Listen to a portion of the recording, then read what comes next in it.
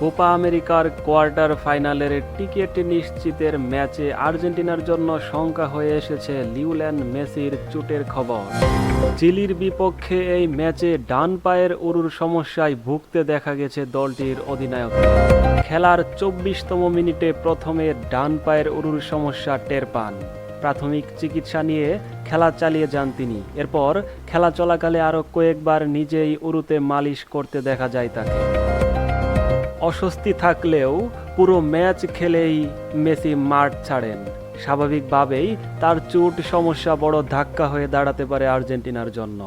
Match শেষে দলের অধিনায়ক বলেন, এই চোটে বেশি সমস্যা হওয়ার কথা নয়। আমি কি জানি, আমি এটা নিয়ে তেমন চিন্তিত নই। পুরো ম্যাচ শেষ করতে পেরেছি, আশা করি এটি গুরুতর কিছু নয়। তিনি আরও বলেন, গত কয়েকদিনে জ্বর, গলা ব্যথায় ভুগেছি